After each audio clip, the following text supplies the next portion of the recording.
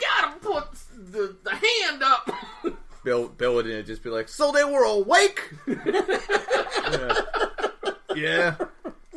Yeah. You're right. So you gave them the roles in the movie, and they screamed rape? That's what happened. It feels. Exactly what happened. It just feels like a. I'm not trying to victim shame at all. It just feels like, okay, he gave them a role in the movie, right? Like, this is how I knew I was a pretty good basketball player when I was young. Oh, yeah. My mom never banged the coach, So we were either benched or we started. But if you're banging the producer, this is like the play-by-play. They banged him, or they weren't going to get the role. That's true. He gave them the role after said act was done. Mm-hmm.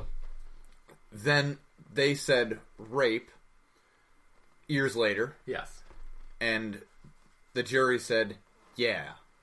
Yeah. And then now he's going to jail.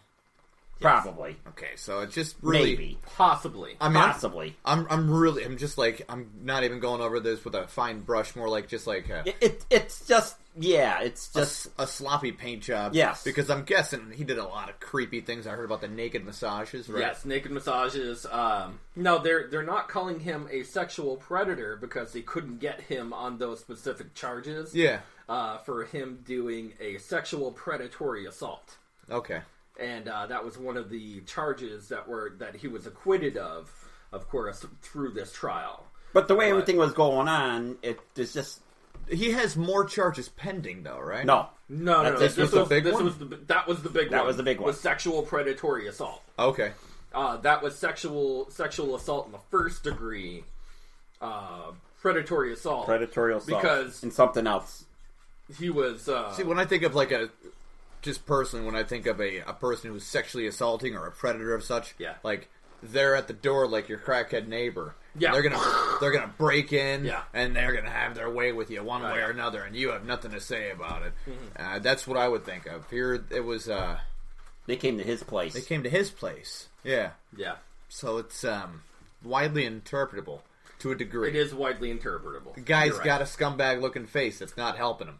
He's got that. Agree. He's got that sleazy Hollywood thing about it. Yeah. Not to say that if a rumor's going around about a dude in town that can get you a job at X, Y, and Z, does that show a character trait about the person that says, "Hey, I'll take the movie role," and with naked massage thing, that was terrible. That was that was a bad idea. But if you remember, somebody came out 2 or 3 years ago.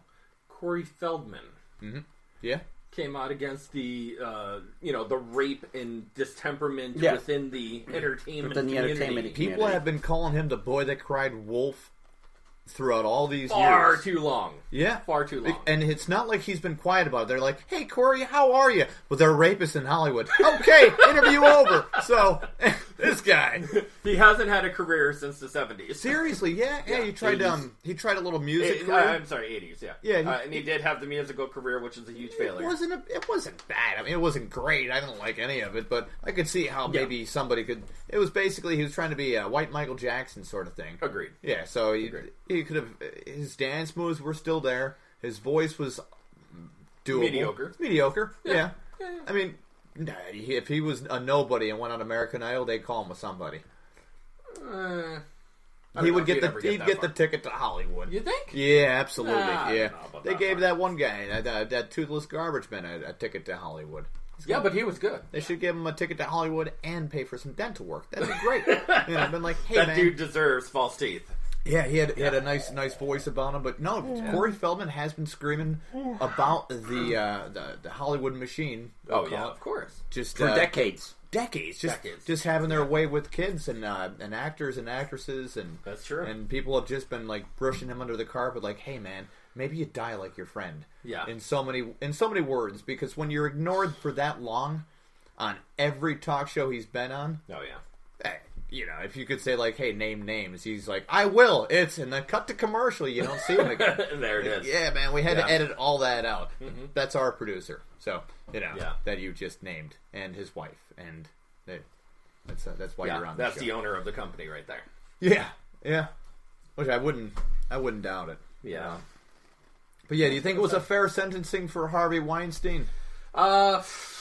I mean, without knowing all the details of actually what was said in there, I mean, the guy's a scumbag. He's done some shady stuff in his life.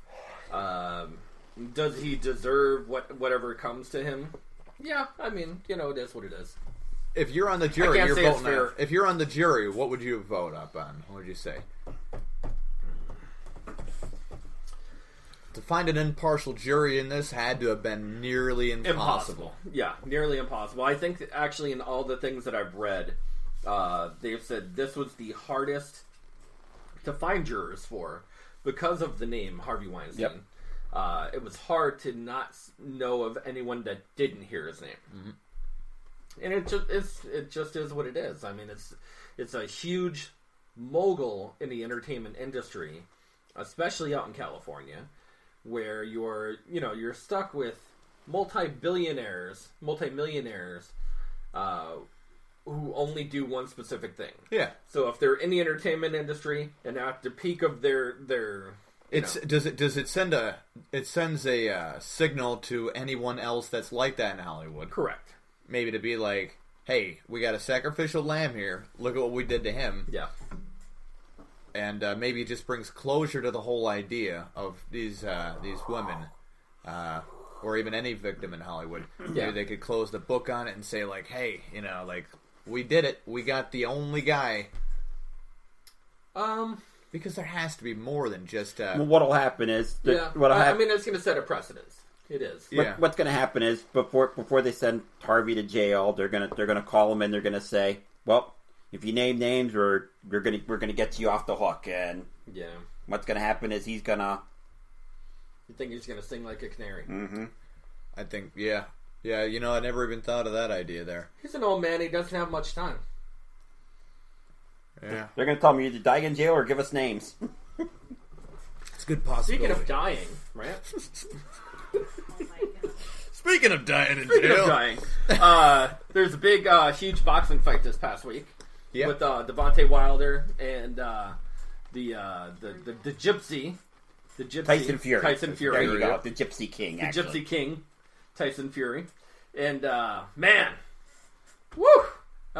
It wasn't pretty. That was a crazy fight. It wasn't pretty. It was a crazy fight. It was a prime example of what happens when you're Wilder and you're. Unfortunately, what happens to a lot of boxers when they win the belt, like Wilder, it was a split decision tie in the first belt or whatever. Even though he, in my opinion, he won the first round around. He did. Second time around, he made sure, but he knew that he won it. Mm-hmm. So instead of just celebrating for one time, he celebrated twice over. It's the Duran effect, Roberto Duran effect, in my opinion. I agree. Because, dude, he comes out looking like, okay, you don't do that. And now he's blaming the little costume he picked out. 45 pounds. He's like, my legs were weary. It's like, yeah, you can't. If you guys haven't seen it, I did post it on the Facebook page. Check it out. Devontae Wilder is now blaming his 40-pound costume on tiring out his legs. Well, I'd also blame out the extra 20 pounds that he put on for the fight also. That too. Yeah, Fury. There it is. Fury lost some weight. Fury was looking... No. Fury gained. He gained? Fury gained weight. He looked tighter, though. He didn't look that... Fury was 273. Yeah. He was 273 going into that fight. Yeah. He put on like 20 pounds, actually, for the fight. Really? But he looked great. He looked like good. He was aggressive. He went in for the shots. When he got him trapped in the corner, he was all about trapping him in the corner. Here's the thing, though. Yes, he threw him to the ground one or two times, but on that note, he dominated the matches. He dominated the rounds. He dominated the rounds. I say it's easy money for Wilder to win on the guaranteed rematch. He's a better fighter than it was showing in this fight. Agreed. And he wasn't ready for Fury to be actually ready for the fight.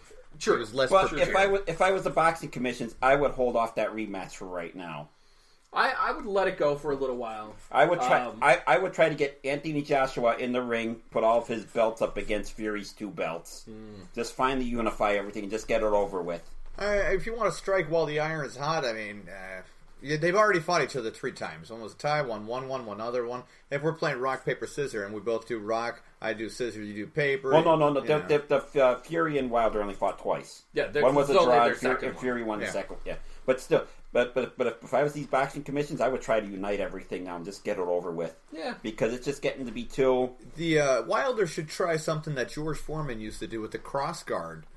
Technique. Cross-guard technique, every time that somebody would kind of come close to Foreman, he had enough height advantage on somebody to really do it. And he was slow enough in his older age, at the age of 45, to cross-guard them up and just maneuver their arms around to the point where they were literally tired of even getting up a punch. So then their arms were a little bit lower. He had a free range at their head, so that way he can show his strength. Foreman used to do that back in the 70s, but it was at a lengthier crossguard. Ali found a way around that idea by just being insanely faster, waiting for him to come around, and then just rope-a-doped his way through Manila. That's definitely true. I mean, Muhammad Ali was the epitome of a fast jabber. Yeah, except in the Larry stick and move. Except in the Larry Holmes thing fight. That was brutal to watch there. And Larry Holmes felt like you feel like a big man, you're beating up a brain damaged person. That's like me bragging about beating the shit out of Muhammad Ali when I was in the wheelchair. Just like, hey, I beat up Muhammad Ali. It's like, well, you did, but come on. You could say that, but the dude's in a wheelchair. It's like, still did it. What have you done with your life? It's it wasn't a good fight all around. But I got Wilder. Next. I thought he was going to win this time around until I saw that goddamn suit. I was watching on my phone. Ridiculous. Like, this isn't going to. And actually, if you watched all the pre-fight stuff where he was doing the interviews with Tyson Fury. He was like talking major smack too. Yeah. He's like, dude, you're such a little girl. I'm going to beat you. And they would bump up. They would like get people in between. And I get the rile up. The rile up right before you. Right before. He made Wilder made the statement before by saying that he would beat Tyson in his prime. Ridiculous.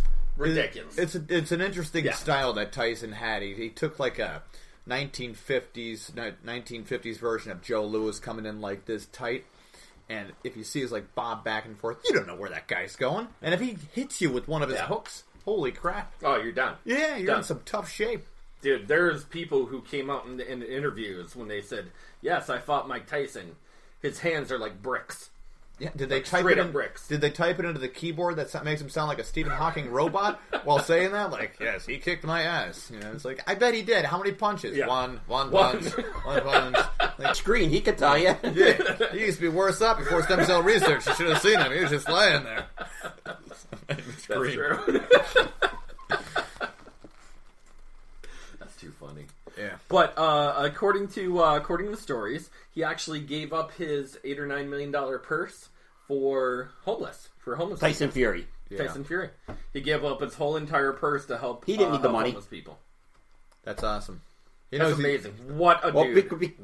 Because he realized if he could get the Joshua fight next, he's going to make $25-30 million. He could give up the $8 million right now. My God, that's where we are with boxing right now. I guess the heavyweights are taking a discount for the middleweights. That's all. Floyd Mayweather's like, I'm not getting in a ring unless you pay me $80 million. Oh yeah, and people are like, you're never going to get that money. He's like, guess what?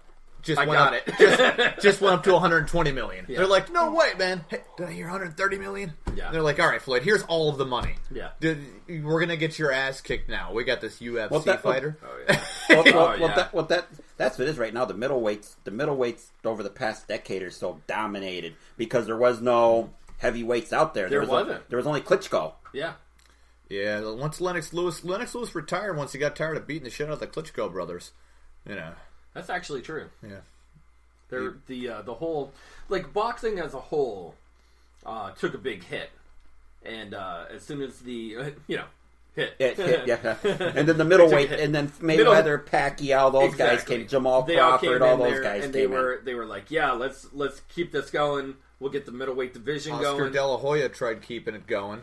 And Mayweather's like, hey, I'm not going to try to knock this guy out. Yeah. I'm just I'm gonna try and just try to outlast him. That's when his outlast idea started going on. That's true. His dad was pretty adamant about it. He's like, as long as you play dodge and you get your percentage of punches up, you're going to win rounds. Yeah, that's all you want to do. You want to win a round, win a round, win a round. If you lose one round, don't get angry. Just keep it steady. Maybe you tie the next round. You could lose one round if you win the next 3. You're still up 2 points. It made boxing really boring, but I tell you what, if boxing wasn't that boring, they made room for the UFC to just come up through the helms. But even the UFC has done so much